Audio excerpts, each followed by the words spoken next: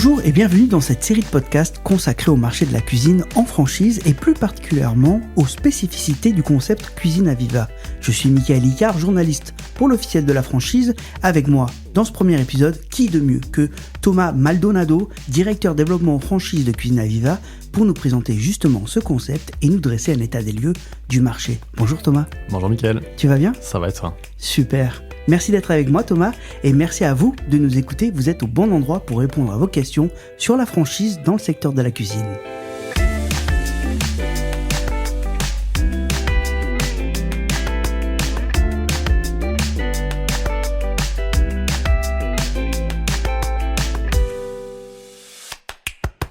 Cuisine Aviva. Alors Thomas, le marché de la cuisine a connu un sacré boost, on peut le dire, avec le Covid qui a donné lieu à 2 ans exceptionnels d'exploitation. Est-ce qu'on peut dire qu'on est revenu à un marché aussi bon que ce qu'il était avant la crise ? Alors oui, c'est vrai qu'on a connu 2 années assez exceptionnelles justement après le Covid. Aujourd'hui, le marché s'est un petit peu ralenti, mais en réalité, il revient sur les bases qu'on avait avant Covid. Donc, on reste quand même dans un marché qui est très porteur, avec quand même pas mal d'activités encore aujourd'hui. Et chez Cuisine Aviva, vous, votre vision du marché, est-ce que c'est pareil qu'avant le Covid ou c'est mieux ? Alors, chez nous, c'est bien, c'est même très bien. On se maintient, on prend même des parts de marché par rapport à nos confrères. Donc, nous, on a des belles perspectives et on a une bonne vision du marché sur cette année et sur l'année prochaine. Oui. Comment vous l'expliquez que vous performez un peu mieux ?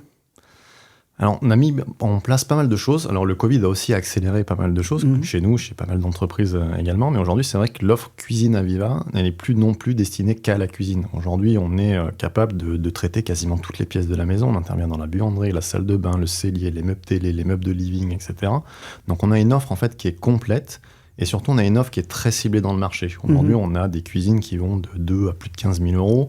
Un panier moyen qui est aux alentours de 6 500 euros, c'est pile poil le panier moyen, ce qu'investit aujourd'hui en moyenne en français en France. Donc on a une offre qui est très ciblée dans le marché et qui est très large. Et je pense aujourd'hui que c'est ça qui fait aussi le succès de Cuisine Aviva.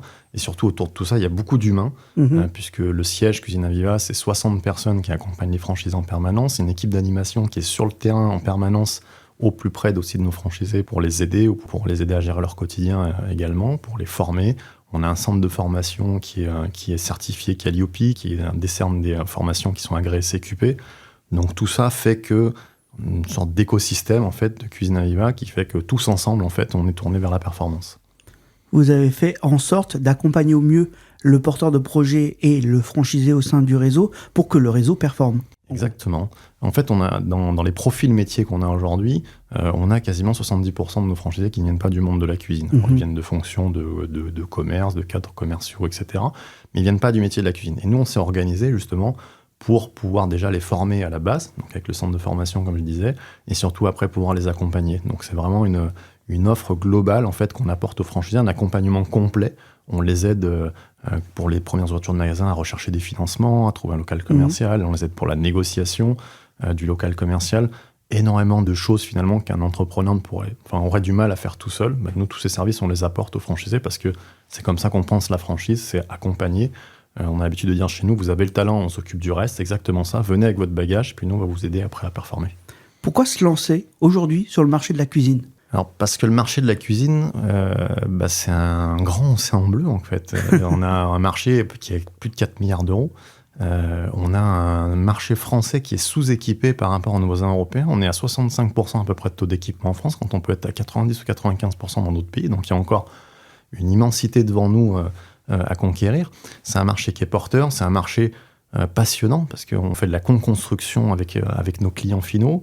On les amène dans des rêves. C'est pour beaucoup, des fois, s'acheter sa première cuisine, ça peut être un rêve. Ou quand on réussit de se payer des cuisines qui sont plus belles, des déménagements, les cycles de vie, etc. On accompagne tout ça dans notre métier avec beaucoup d'humains. Donc, c'est un métier qui est à la fois passionnant, puis c'est un métier aussi qui est rentable, parce qu'aujourd'hui, on a des chiffres dans la franchise qui nous permettent de pouvoir aussi gagner de l'argent, parce que c'est le but aussi en tant qu'entrepreneur. Donc, tout ça fait qu'aujourd'hui, on a effectivement un marché qui est très, très porteur et qui est très intéressant dans le monde de la cuisine.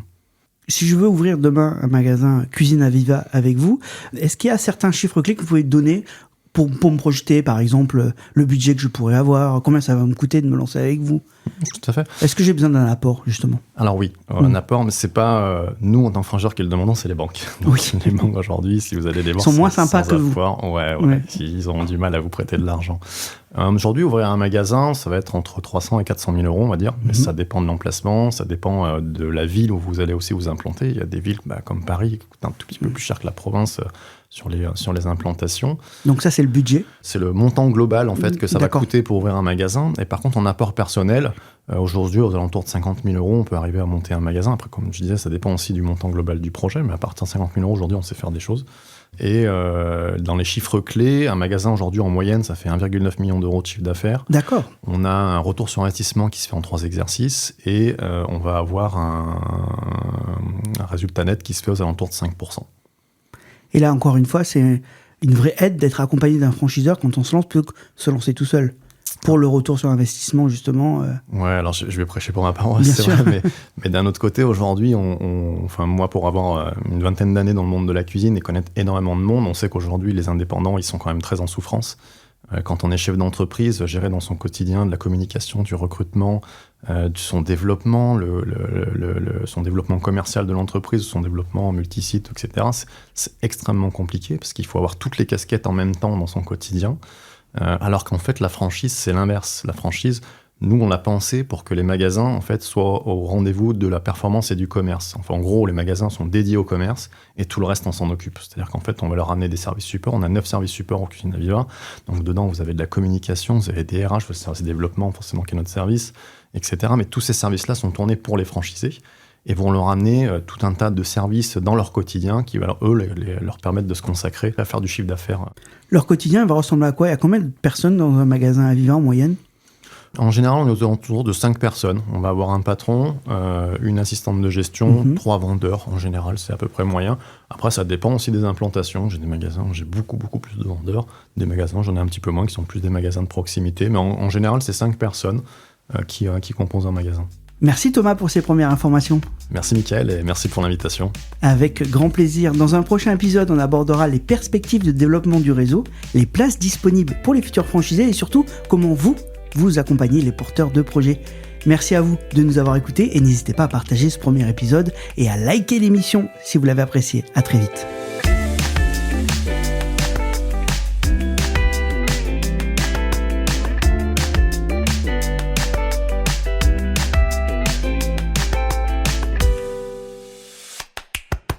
Cuisine Aviva.